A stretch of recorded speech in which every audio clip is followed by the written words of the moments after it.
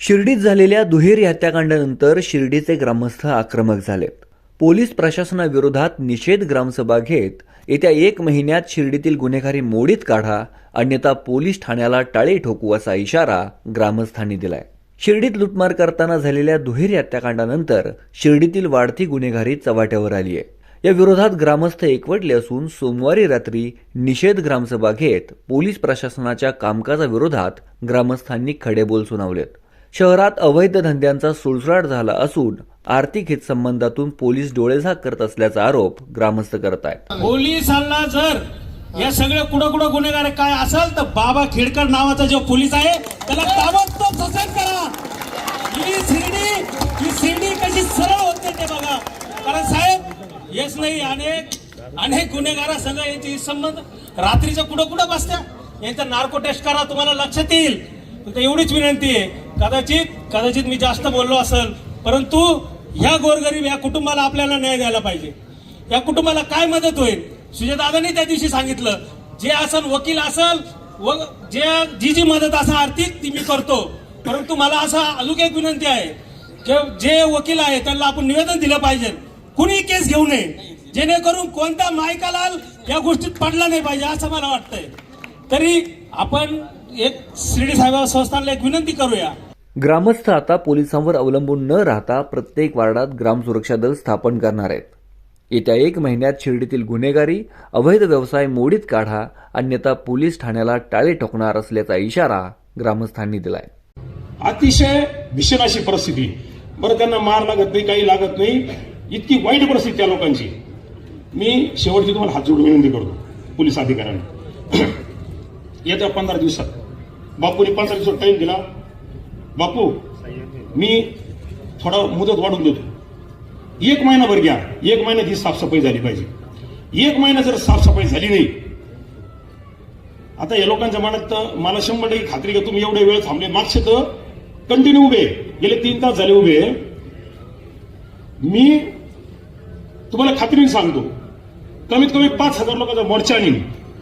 शिर्डी ग्रामस्थ 5,000 लोकांचा मोर्चा आणतील. शिर्डी पोलीस स्टेशनला टाळं ठोकतील.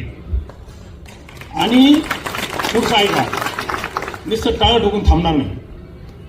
गुन्ह्याची मालिका माझी गुन्ह्यांची एकदम जवळची ओळख आहे, एकदम जवळून भेट आहे माझी. स्मशानभूमीमध्ये असलेलं जे जाळायचं बाकडं आहे लोखंडी, ती उपटून शिर्डी पोलीस स्टेशनच्या आवारात आणून मांडीन आणि तिला स्मशानभूमी म्हणून घोषित करेल. कारण हे लोक निष्पाप लोक मरणार आहे. यांना जाळायचं कुठं? तुमच्यामुळे जर गेले अंत्यविधी तिथंच करू. पोलीस स्टेशन समोर अंत्यविधी केला चालेल ना?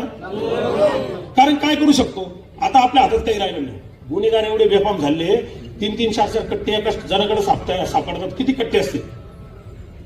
आणि इतक्या दिवस ते आंधळे झालेले, पट्टी बांधून गांधारी सारखे, धुतराष्ट्रासारखे आंधळे झालेले. त्यांचेच लेकरे 100 हे गुन्हेगार हे त्यांचेच लेकरे. गल्ली बोळात टोळे. माणूस जेलमधून सुटून आला, भाई झालाच पाहिजे. आपण फोन केला, काय लगेच टाईप.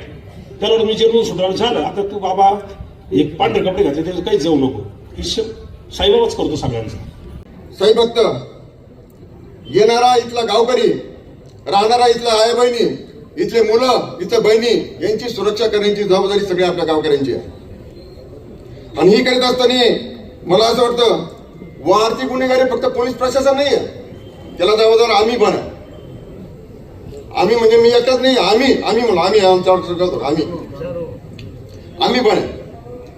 पण मला असं वाटतं, हे सगळी करत असताना पोलीस स्टेशनची सुद्धा काही भयानक आकडेवारी मी तुम्हाला सांगतो बरं का. यामध्ये जे मला माहिती ते तुम्ही म्हणता, काही तुम्हाला कसं काय माहिती आहे? माझा कुठल्याही प्रकारचा दारूचा धंदा नाही, मटक्याचा धंदा नाही, कुठल्याही प्रकारचा धंदा नाही. ते बघा, दारूचे अड्डे 22, त्याच समजा इन्कम असेल. ते काय बिचारे संत तुकाराम नाही आहे का त्यांनी काहीच करावं असं आपलं मत नाही. त्यांनी केलं पाहिजे थोडंफार, पण जेणेकरून याच्या गुंड्या तुटून बाहेर येऊच तर नाही केलं पाहिजे असं माझं मत आहे. त्याच्यानंतर मटका पेढी 44 आहे.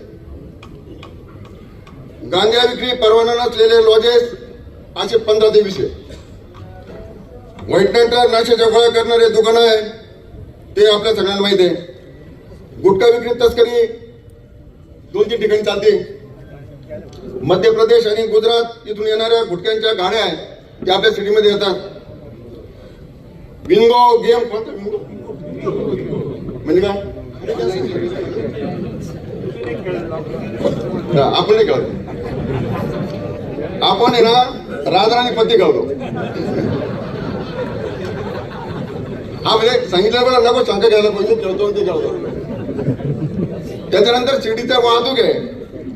त्या टेम्पो ट्रॅव्हलर आणि शिर्डीच्या वेगवेगळ्या ठिकाणाहून येणाऱ्या 400 गाड्या आहेत शिर्डी सोडून, म्हणजे शिर्डी आणि शिर्डीच्या बाहेरून. क्रुझर, इंडिका, तवेरा या 200 गाड्या आहेत. खाजगी बसेस आपल्या सिटी शहरामध्ये 150 येतात. ऑटो रिक्षा 400 आणि नगरचूल, मनमाड, संभाजीनगर भागातून 350 रिक्षा आणि बाकीची इतर वाहनं येतात. तर मला असं वाटतं आपण एक ग्रामसभेमध्ये ठराव केला पाहिजे, फक्त शिर्डी आणि राहता तालुक्यात लोकांना शिर्डीमध्ये व्यवसाय करून दिला पाहिजे, बाकी त्यांना बंद केला पाहिजे. मुबीन खान, महाराष्ट्र टाइम्स ऑनलाइन, अहिल्यानगर.